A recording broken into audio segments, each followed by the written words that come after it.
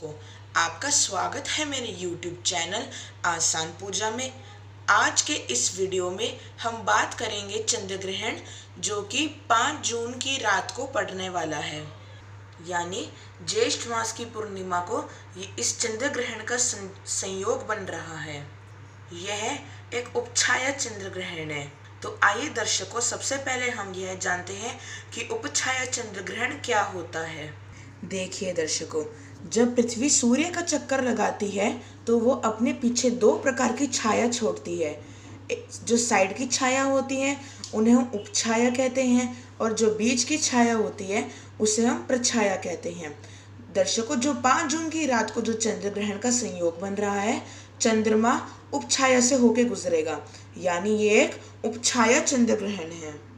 उपछाया चंद्र ग्रहण में हमें चंद्रमा पे कुछ ज़्यादा असर होता नहीं दिखेगा।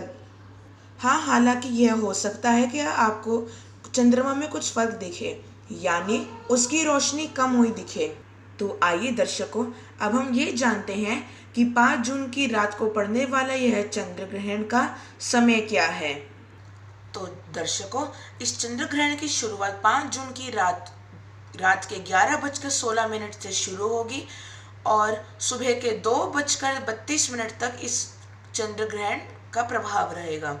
यह चंद्र ग्रहण 12:54 पे अपने पूर्ण प्रभाव में होगा, अर्थात 12:54 पे इसकी रोशनी थोड़ी कम होती हुई आपको नजर आएगी। दर्शकों, चूंकि यह एक उपछाया चंद्र ग्रहण है तो इसके सूतक के नियमों का लागू होना नहीं होगा, परंतु हाँ, है तो यह एक चंद्र ग्रहण ही। तो फिर आप मन की शांति के लिए ग्रहण में ध्यान भी कर सकते हैं, क्योंकि साइंटिफिकली भी यह प्रूवन है कि ग्रहण के दौरान ध्यान करने से मन को शांति मिलती है।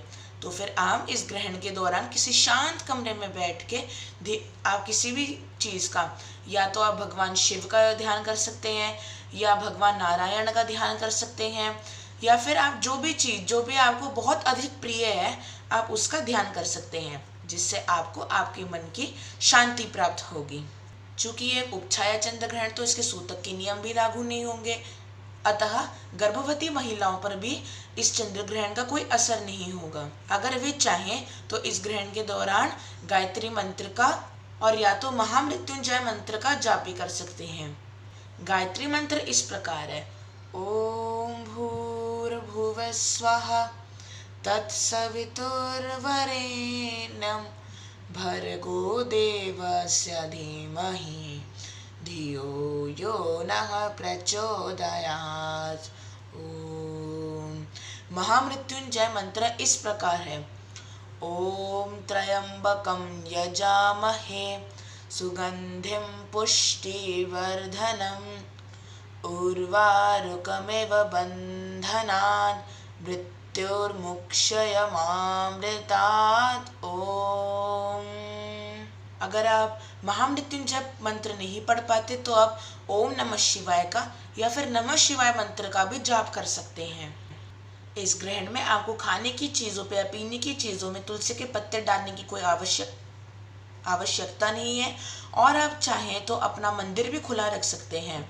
यह उपछाया चंद्र ग्रहण है, इसलिए आप अपना मंदिर बंद नहीं करोगे, आप अपना मंदिर खुला रखोगे। चाहे तो आप चंद्रमा के कई सारे मंत्र हैं, उनका जप आप भगवान शिव के सामने या फिर भगवान विष्णु के सामने भी उन मंत्रों का जप कर सकते हैं, जैसे कि ओम नमो भगवते वासुदेवाय नमः, या फिर ओम नमो नारायणाय।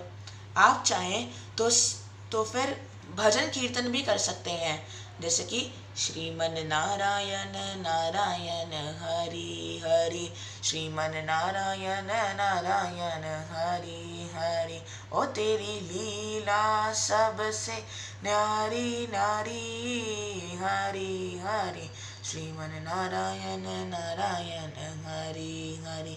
आप चाहें तो इस प्रकार से भी आप भजन कीर्तन कर सकते हैं। यह ग्रहण चंद्रमा पे पड़ रहा है और चंद्रमा को मन का कारक माना गया है और माता का भी कारक चंद्रमा को ही माना गया है। तो फिर आप ग्रहण के दौरान आप ये ज़रूर महसूस करोगे कि आपका मन थोड़ा विचलित सा है।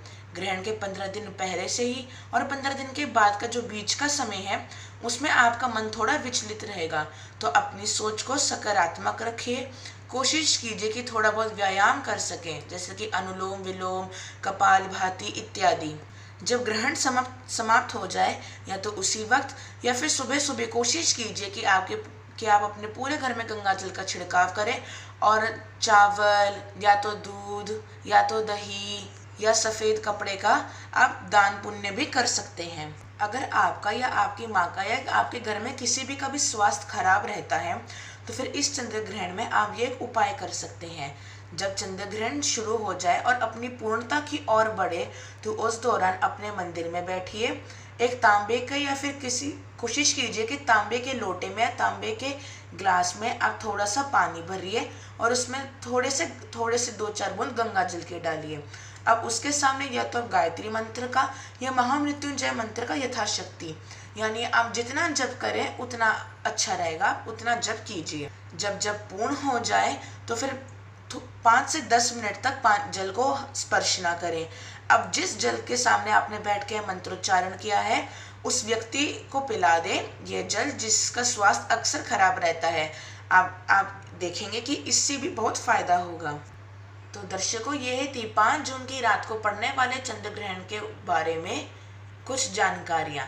अब दर्शकों, यदि आपको मेरी वीडियो अच्छी लगे तो लाइक कीजिए और शेयर कीजिए और मेरे चैनल को सब्सक्राइब कीजिए। आगे हम ऐसे ही आपको रोचक वीडियो लाके दिखाएंगे। धन्यवाद।